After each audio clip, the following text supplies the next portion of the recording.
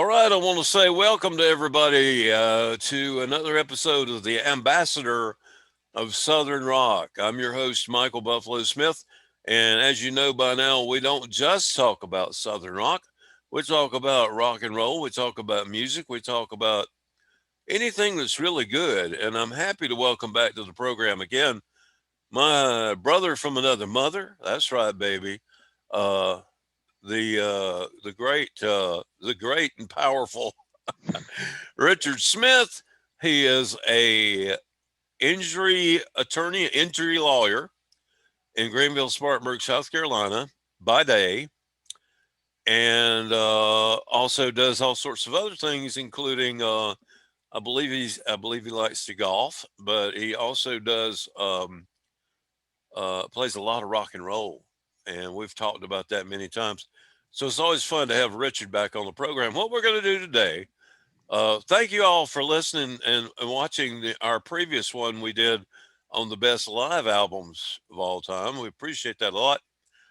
And would appreciate it if you would share this link and tell all your friends and hit the subscribe button. And if you'll subscribe, you'll be the first to know about all the things that we've got coming up. We've got more interviews coming up and more features, and it's all at my favorite price, free. So right here on YouTube, where you can stay on YouTube. I know I have all day, but we Come want here you. and come here and get your diversion from reality because this is a lot more fun than reality right now. Get away from it. Escape into the Escape. bowels of 70s rock and roll. That's right, baby. Man, you do it. Whoa, whoa, baby. Yeah. That's right, man. You don't have to think about the siege on the Capitol. You don't have to think about the president or any of that junk. Or the COVID, any of that stuff that's got us all down. You know, we can still rock and roll all night and party every day. Oh Right. yeah, All that stuff is outside. We are here inside. Batten down inside. the hatchet. It's time to talk about some great classic 70s rock and roll and ready to go whenever you are, Buffalo. And he says, put down your hatchet. He doesn't mean your molly hatchet because you can play your molly hatchet. All right, we're going to do it this way, just like before. Richard's going to, we've each chosen five, and boy, it's hard. Five great studio albums, rock studio albums from the 1970s. And we'll have some honorable mentions. And even with all that, we're still not gonna, there's no way we can hit all the greats. But it's kind of like, our personal opinions, right? So, without further ado, I'm gonna let Richard start out with his fifth favorite studio album of the 1970s, rock and roll. Thank you, Buffalo. Well, this one probably should be higher on the list of most people, but I tell you, it's very hard with all my favorite albums from the 70s to get it down to five. So this made it into the top five, and it is one of the top selling albums of all time. One of the greatest albums. The main thing that's so interesting about it is most of the songs on the album are written about the members of the band, about other members of the band. And that's it's the biggest soap opera album ever in the history of rock and roll. Yeah. Every song on here is about another member, and it's Uh-huh. about breaking up, making up, um, breaking up, all that kind of stuff. One of the greatest breakup songs I think ever is on this album, and Yeah. that song is. Go your own way. That's exactly right. I didn't have to go any further before Buffalo guessed it. It is Rumors, I was, the 1977 album from Fleetwood Mac. A great album. Just it tore the band apart. The band was tearing apart. They were all having some substances at the time as well. But the album is unbelievable. I think Go Your Own absolutely. Way is everybody, when you break up with somebody, that's the song you want to listen to. That's one of the top ones out there. And of course, the Chain, great song, great Oh bass my, solo, being a bassist, bass solo. great bass. Dreams, um, just fantastic music. One of the greatest albums of all time. I think it's still in the top five of all time selling albums of all Oh time. yeah, huge, It huge. definitely is probably too low on my list, but my first selection, number five, Rumors by Fleetwood Mac. Oh man, what a great album! And you couldn't talk about '70s rock albums without mentioning Rumors for sure. Well, you talk about Richard. You talk about the hottest selling and albums of '70s that stayed in the charts like forever. My number five, please hold on to something, baby. Pink Floyd, Dark Side of the Moon from 1973. It is, can I just say, genius? Just underline the word genius. They broke all the records for time spent on the charts. It stayed at number one longer than anything other than Carole King's Tapestry, oddly enough, which was also good. But Dark Side of the Moon, of course, had to breathe in the air. Us, and them. Brain Damage, On the Run. It was the first great concept album, which means concept album is not singles. I mean, although they did have the single Money, which was probably my least favorite Pink Floyd song, but the album was a concept and it was meant to listen to from the beginning to the end in an unbroken chain, and they put it together that way on purpose, so that the songs flowed and the music flowed, and you didn't even have to be on marijuana or anything to really just get high on the music, But of course, it helped. the, uh, from what I hear, from what I hear, yes, just rumors. But my number five is Dark Side of the Moon. I see you on the dark side of the moon. And I never, never will get tired of that album. There are songs on our podcast that we do weekly. We're going to talk about next week. We're going to talk about Somebody Make It Stop is the category. And it's songs that you could go the rest of your life without ever hearing again. And we have a few of those. But it is not Dark Side of the Moon because I could listen to that. I could listen to that right now. I could listen to it every day. That's my number five. Number four From my turn. for Richard. Before Well, that, can I talk no, about this I song? was introducing you. Yeah. Okay, that's great. It's a. I agree with your album. I think it's a number. It's a pure genius album. Actually, we have a rule on our list here. We can only list one album per artist in our top five. If not for that rule, I'd probably have about four from Pink Floyd in my list. But I mean, Yeah, of they course. are my favorite all-time band. That is a pure genius album.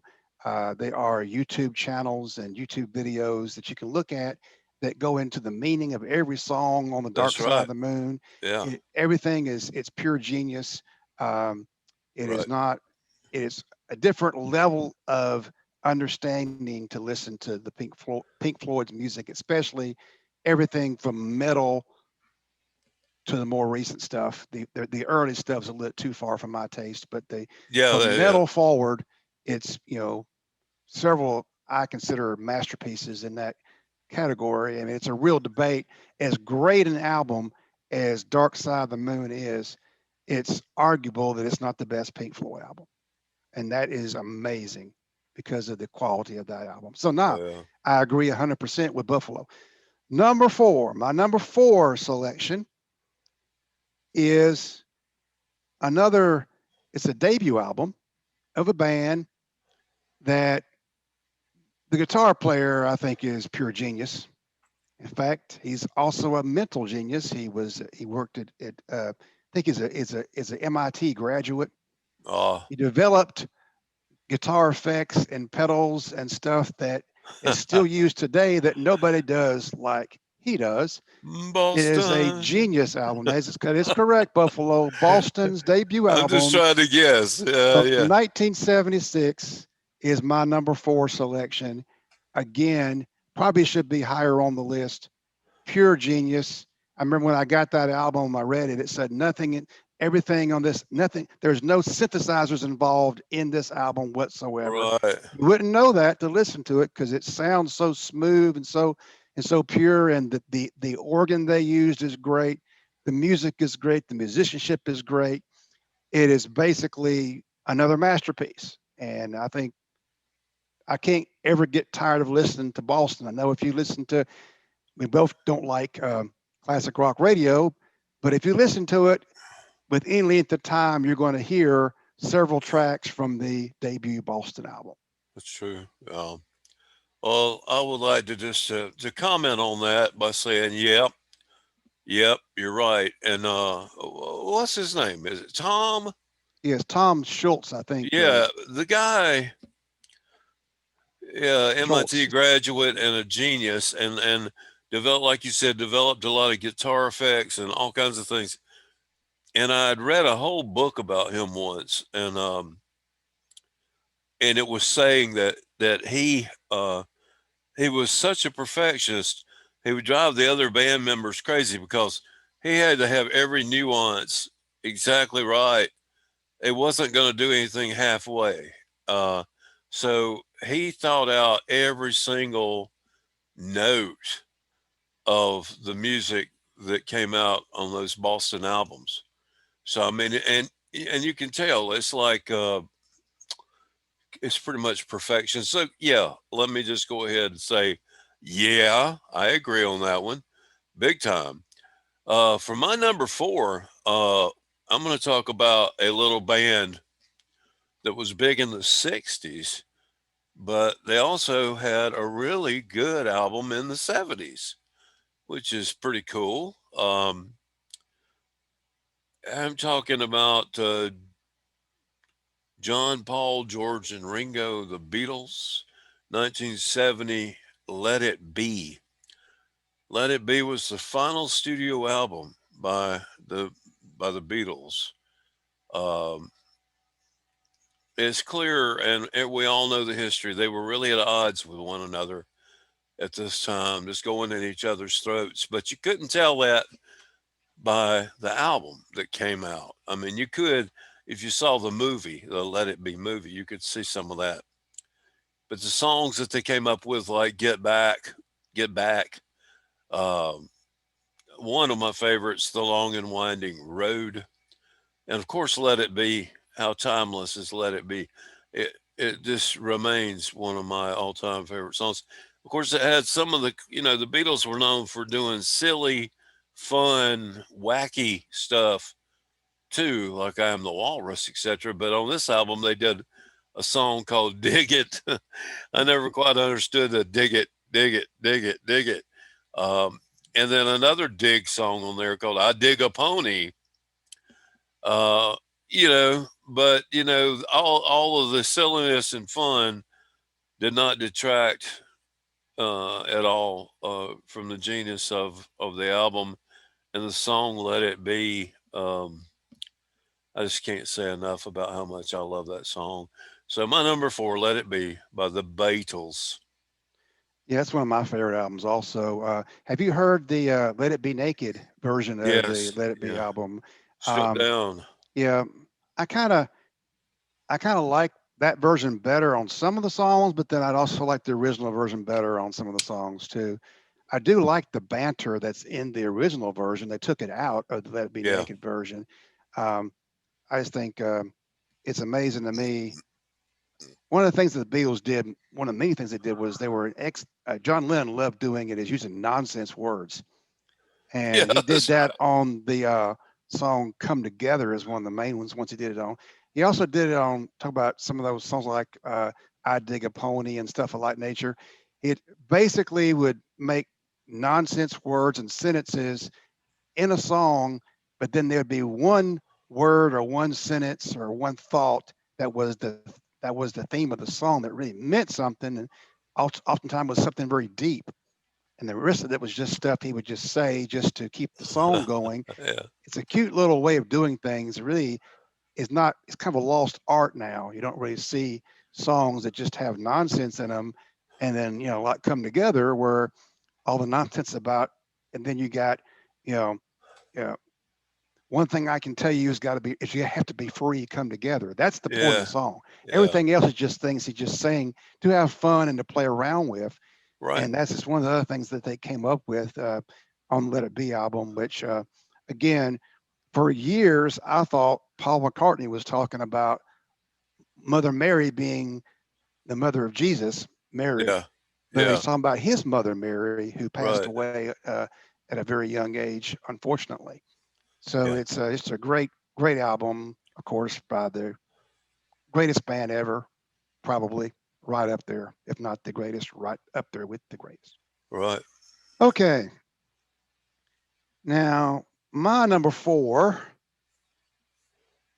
is an album that you probably thought was my number one because of my last list, but it's not.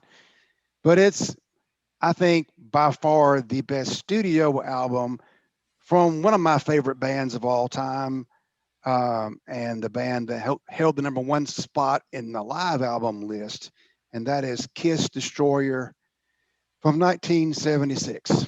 uh, I really love those versions. I think they did the best production. My favorite song of theirs has always been Detroit Rock City. I love how they fade into King of the Nighttime World. Shout Out Loud, of course. I like every song on the album. In my opinion, I love the last. I love the Great Expectations song at the end. I love how they fade out, and he's saying you got to have a party at the end of it. I mean, the entire album is just great. It's just a tremendous album. It was the first album I ever heard of from Kiss, and then I went back and listened to it live. But uh, that was I love the artwork on the album. It's one of my favorite oh yeah. posters to see. Just a great album. That's my favorite of theirs by far. Well, I won't. I'm not going to argue that. As I've said many times before, '76. I was a graduate. I was a senior in high school, and Kiss was my band. Between Alive in '75 and Destroyer in '76. Uh, I just loved it. And like you said, on Destroyer, the fifth Kiss was Bob Ezrin. Bob Ezrin, as a producer, was just a genius.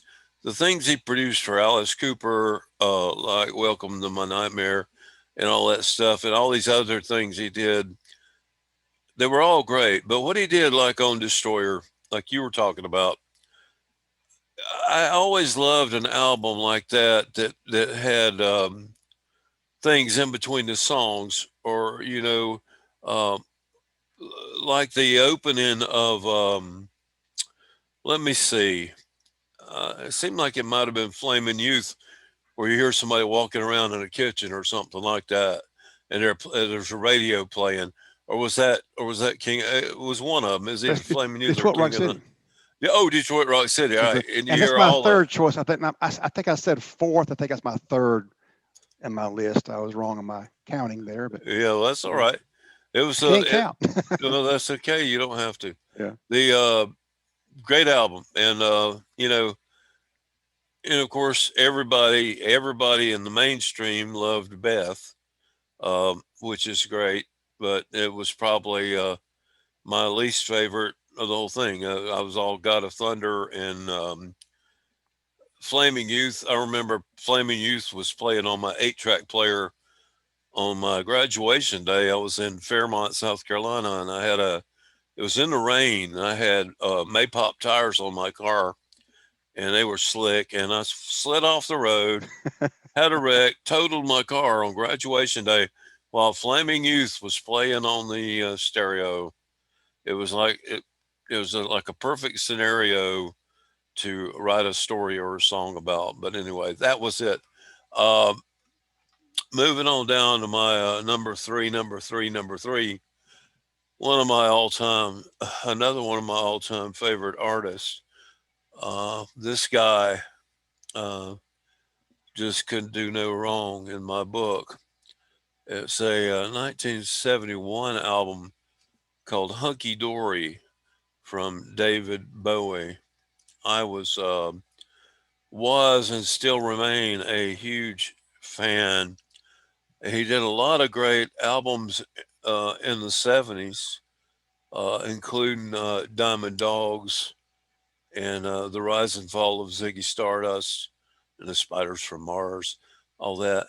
But Hunky Dory uh, had one of my favorite songs he ever did called Changes. Also had the song Oh You Pretty Things, Life on Mars, Queen Bitch, and the one he wrote called Andy Warhol was pretty cool, and Kooks. Of course, his partner in crime on that was Mick Ronson, a great, great guitar player, the late, great Mick Ronson. Um, Hunky Dory always remains my favorite uh, David Bowie, and I like every album he ever did, but that remains my favorite. So that's one of my number three, Hunky Dory by David Bowie. And my favorite song of his is Heroes, Yeah, especially after the 9/11 tragedy. I used to have still have the 9/11 concert, and he performed Heroes at that concert. I really liked that version of the song. Yeah, it's I'm a a big great fan of one. his too. Great song. My number two is an album that, again, I had never heard guitar playing like this in my life, and he's one of my all time greatest guitarists, and this is my favorite album of the band. Some big a lot of the fans of the band say they pick another album, but this is, I think, their highest selling album, and it certainly is my favorite album. I like every song on the album, and that is Deep Purple Machine Head Oh, yeah. from 1971. And, not only is Smoke on the Water a, timeless masterpiece, but I love Pictures of Home. I love the guitar work on that song. I love Highway Star, of course, Never Before. That's my favorite album of Deep Purple. I've been a Deep Purple fan my whole life. And to me, that is their best lineup. That is their best album. Yeah. And it's just, I had that on 8 track and I played it and played it and played it all the time. And that's my number two. Well, it's a good one, man.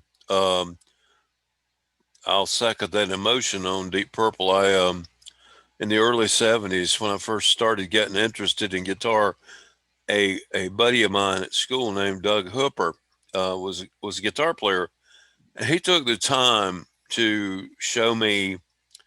I thought I was going to be a bass player, so my sister had bought me a Conrad bass, off-brand bass, and I was so Doug was taking the time to show me, and he taught me.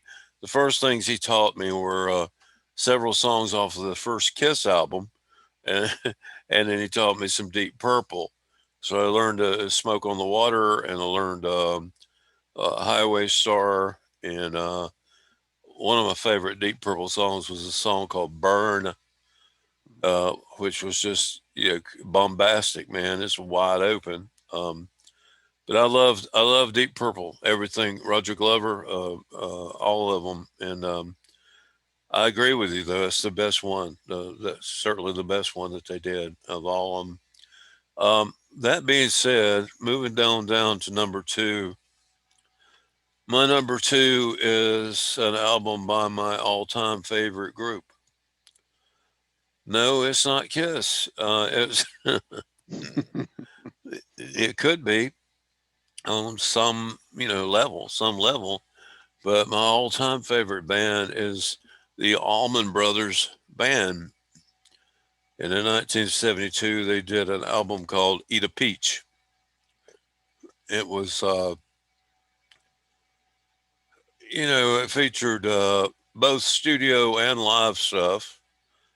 Uh, song that Dickie Betts had on there, "You're My Blue Sky, You're My Sunny Day," one of my all-time favorite songs still, and one that Gregory Allman sang called "Melissa." So pretty. It's on that album. And of course, they had the song "One Way Out," which is great. And there was one whole side. It was a two-album set, and there was one whole side that was a live version of their Mountain Jam. And I had said this in previous programs, but that was my first experience with seeing one song last an entire side of an album. Was on Ada Peach and also on Fillmore East when they had one song that took up an entire side of a vinyl album. But that's my number two is Ada Peach from the fantastic Allman Brothers Band. Buffalo. I'm sure you've heard this story, but I remember I heard Greg Allman talking about how he came up with the name for Melissa in the song. Yeah, Yeah, I think it's a great story. I'll let you tell it because you know more about it than I do. But he was talking about how he had could not remember, he could not come up with a name for the song. He had everything else in the song ready, that's right. and then he went into the store, and you can take it from here. It was just in a store, and I heard a woman calling out to her daughter, "Melissa, come over here, Melissa," and he's like, "Wait a minute, what, Melissa? That's a good name." So he kind of like made a mental note of it, and the next thing you know, old Jed's a millionaire. He just he, he used that name. That's just interesting the way that he did that. And as a songwriter myself, I know that you just kind of like absorb these things, and sometimes you don't know where they came from, but it's very cool. And it was his brother Dwayne's favorite song, uh, the whole thing about the gypsy and all that kind of stuff. So he always kind of dedicated that song to his brother Dwayne that died. But it's great, man. Great, great. Okay, go ahead. And also, I think one of my other favorite Allman Brothers songs is "Midnight Rider." I love that Oh song. It's man, yeah, I never one of got their tired of best, that. one of their best songs. Okay, my number one. Drum roll, please. No. Yeah, drum The number roll. one. Um, I kind of already gave an indication that I could put probably 3 or 4 albums of this band on my list of top 5 because I'm a huge fan. Pink Floyd. And yeah, that's what it is. The And Wall. can you ask? That is correct. It is The Wall from Pink Floyd. The Wall, 1979.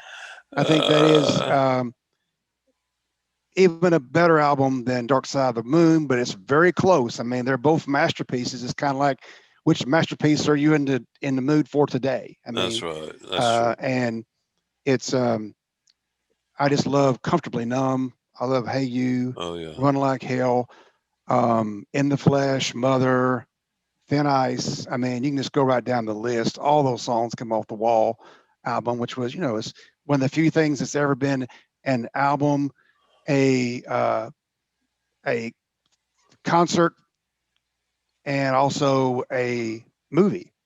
Yep. And I think all three are great. I agree that the movie version is a little probably darker than it may should have Yeah. been. Afterwards, Roger Waters said he wished he would have been more involved with the movie production. He thought it was a little bit too dark, but it's a dark subject, so it's kind of hard to not be dark.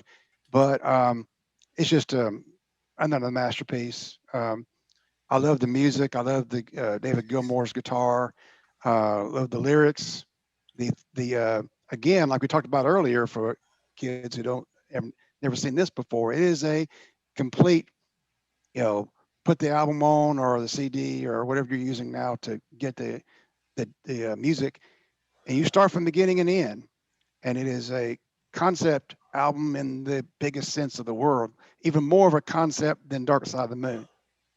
So that is Yeah. my number one favorite uh, uh, rock album from the 70s. Man, yeah. I will not argue with that at all. I will say you were talking about the movie, and I remember going to a midnight showing of that movie um, the old Westgate Mall cinemas they used to have in Spartanburg.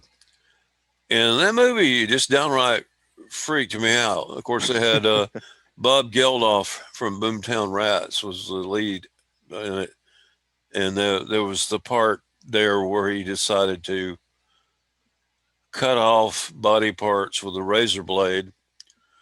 Um, yeah, yeah, yeah, yeah. It was his nipples. Yeah, and that just completely freaked me out. And I think it was like a while before I could even listen to the album again.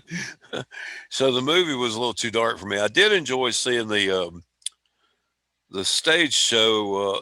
I didn't see it live, but I saw a film of Roger Waters doing the wall, the whole production, where they break down pieces of the wall during the show and all that. That's really good too. So that's a great album. It's really good. Good pick. Good pick. Good pick. Good pick. Which leads me my number one. Number one. This album I have always said was my number one album. I've got this list that I started in the '70s in a notebook, a school notebook. And maybe twice a year I'll list my 50 favorite albums in this notebook, and I've still got it, and I still do it. Started in '76, and through from '76 until now, the number one position has always been the same album, and that is Derek and the Dominoes, Layla and Other Assorted Love Songs from 1970, a double album produced by my buddy, the late great Tom Dowd, just genius, Eric Clapton, and Bobby Whitlock, and all those guys. And of course, Dwayne Allman was brought in and played all over that album. So you got two guitar geniuses going at it there with Clapton and Dwayne Allman.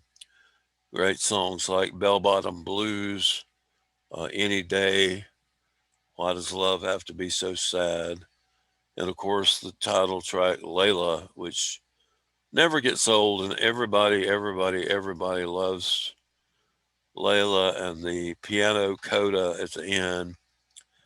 And for all you trivia nuts out there, uh, can anybody tell me who played the piano coda at the end of Layla? Was it the piano player in the band, Bobby Whitlock? No, it wasn't. It was the drummer, Jim Gordon, that played the piano part, which is kind of wild, but he did. And he just Clapton heard him playing it in the studio, and he's like, "Well, this is great. Let's just record that and tack it on the end of the song." So they did, and the rest is history. But anyway, that's my number one, Layla and Other Assorted Love Songs, which leads us to our honorable mentions. I could probably list about 5,000 albums, but I'm not going to. I'm just going to do a little short laundry list of albums that, when you talk about the '70s, things that meant a lot to me that should have been in my top list, but I could only have five. And one of them you spoke about already is Fleetwood Mac Rumors. Definitely, definitely, definitely. Another great album was George Harrison, All Things Must Pass, which just had everybody in the world playing on it. And it was a multi album set. It was really great. I loved it, still do. Another record that I liked a lot, and I think a few people did, was Hotel California by the Eagles. I think they sold a copy or two of that. Yeah, yeah, man. A Southern rock one that I just got to toss in there was the second album by Leonard Skinner called Second Helping. Um, when they came out with Ballad of Curtis Lowe and all that kind of stuff. Just a really good Southern rock album. Second Helping. Another album from my high school years that I really loved was a double album from Elton John called Goodbye Yellow Brick Road. Great songs, just great songs. And I've only got two more, I promise. It's not going to go on all day. I promise you it won't. Bob Dylan, Blood on the Tracks. Wonderful, wonderful album from a great songwriter and one of my favorite Bob Dylan albums. And save one of the best for last, 1975 epic album from the great Bruce Springsteen and the E Street Band called Born to Run. And the first time I heard that, I became a Springsteen fan. And to this very day, I am still a Springsteen fan. And that wraps up my honorable mentions. And we'll hand it over to Richard. Yeah, I just have a couple to add because I would probably agree with all those selections. And my favorite Bruce album was Born in the USA. It just Yeah. I became a fan a little later, so I didn't really get into the earlier That's an 80s uh, thing, right? stuff. Yeah. But I remember I loved. Um, I think it's "Cover Me" is Yeah. another song on that album that's really good. Besides the title track Dancing in the itself, Dark, "Dancing in the Dark," all that stuff. I think is the "Glory Days" on that album too? Glory Day. Yeah. It was Yeah, all in that was all the early 80s. yeah, all good Man, stuff it was there. good. It was great. Yeah, talking about Layla for a second. I agree that was a great choice there, Buffalo. And I tell you, what kind of woman was Patty Boyd? She must have been great because she had like Must three major, huge hit songs written about her. You know, that's right. you have Layla. Um, I think something by George Harrison is about Right. her, Yeah. and he said later that it could be about anybody, but it was clearly about her. I mean, that's Yeah. who It he was was. with, and You Look Wonderful Tonight, I think, is also about her. So that's Yeah. three songs that were great, hits, all about the same woman. So she must have been something else, I tell you. Must have been. Yeah.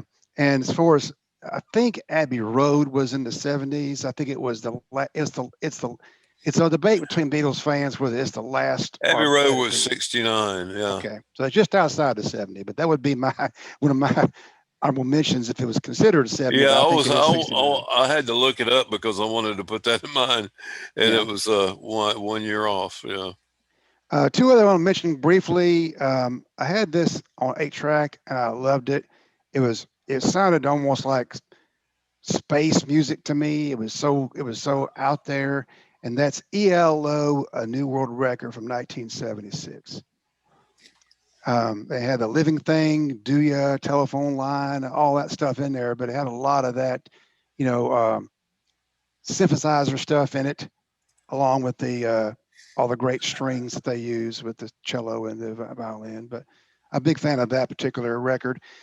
And also want to mention to my shout out to my good Spartanburg friends, and I love this album. That's the debut album of Marshall Tucker Band from 1973. They had "Take the Highway" and "Can't You See" on it. Two of my favorite Marshall Tucker's songs. It was a great debut album. Yeah. Those two songs, along with later songs of theirs that I loved so much, was "Hurting in Love" song, of course, from the Carolina Dreams album. And then I love Fire on the Mountain, which is, like I said before, everybody, you got to hear Buffalo's version of that song. It's great. Yeah. Oh, come on. Well, thank you. I can't believe I didn't put Marshall Tucker in my list, but I think I've become so they've become so synonymous with everything that I write about and everything I do that I didn't even think about them. But yeah, great debut album. Well, that's a good list. Good stuff, man. Good stuff. Well, I guess that'll wrap up this particular episode. Do want to thank everybody for watching and listening, and we want you to please comment in the comment section below here. Let us know what your favorite albums, rock albums of the 70s were. See if you got something, you might not agree with us. It's Yeah. happened before.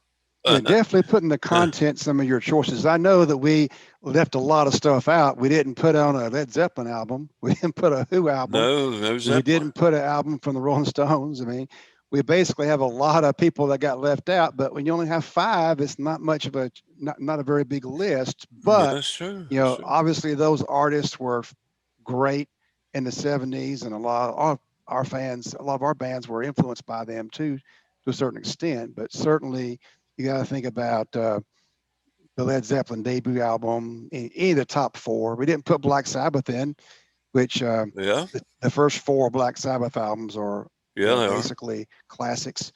Um, I thought about putting Paranoid in. That'd probably be my favorite of the first four Yeah, Black Sabbath albums too. So a mine too. lot of great stuff out there. We almost have to do a category for classic rock, hard rock, southern rock, country. But it's the '70s. I believe was the heyday of music. All the great artists, they took what they learned from the Beatles in the '60s, and the British invasion bands in the '60s, and Elvis and everybody from the '50s, and they just took it to the next level in the '70s. The '70s is my opinion, is the greatest era of rock and roll music, and it was just awesome. And everybody that's younger that wasn't around then and they didn't listen to that music, go back and listen to some of these things we're talking about. You'll be amazed how good it was. And it was all most of the songs written by people who were in the band.